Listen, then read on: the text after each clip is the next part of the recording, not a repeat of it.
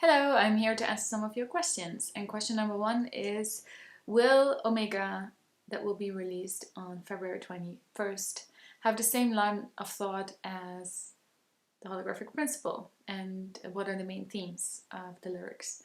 And the holographic principle deals about humanity living in sort of a matrix, a virtual reality, where we can't really know who built it, why it was built, and what lies beneath the basis of our universe. And in Omega, we partly talk about the sacred geometry teachings and the oldest found wisdom stones, the emerald tablets. Life being a labyrinth in which we stay trapped in the illusion, or we manage to navigate well and find the kingdom of heaven within ourselves. Amen. Let's jump to question number 2. Do you plan on having another edition of Epic Metal Fest in Brazil? If so, do you have an idea of which country will be chosen for it? At the moment, we are not planning an Epic Metal Fest yet. We have other plans. Question number 3. Can you tell us a little bit about your composing process? Do you reunite somewhere specific to think about lyrics and melodies together, or each of you does it in your own place and then rather gather all the ideas? Well, normally all of us work in our home studios where we can create the basis of the songs. I myself write lyrics and compose vocal lines.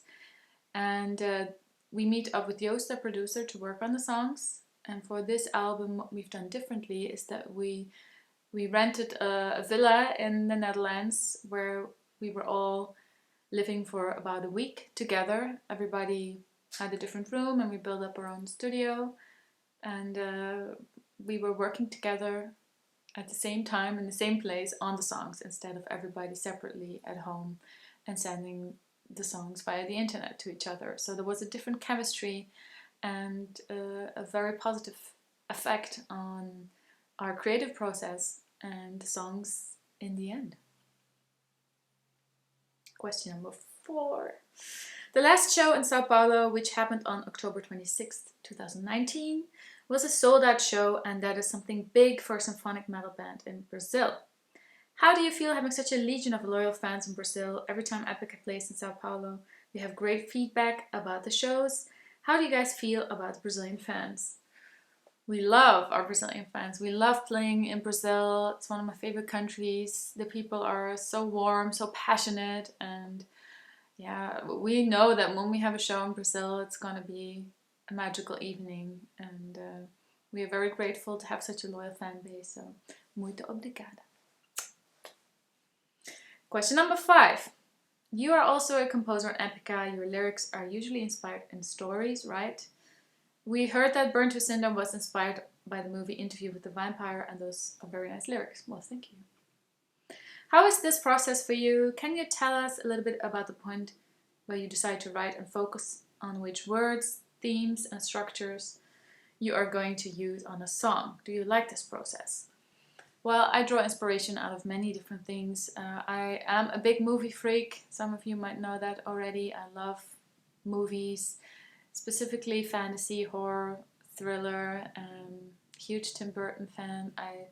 I love vampires. I love anything spooky, but yeah, in general I just love movies. I'm not like a romantic comedy kind of girl, so I kind of skip those kind of movies. But whenever I feel inspired, or something, a thought or a line or a title comes to me, I write it down and save it, and then by the time Epica starts writing a new record, I look at all the little ideas that I've gathered, and then Mark and I split up the songs, who's going to write lyrics for which song. Mark mostly writes the lyrics for the songs that he has composed musically as well, and I mix it up with personal experiences in my life, what's happening around in the world, and put them into lyrics.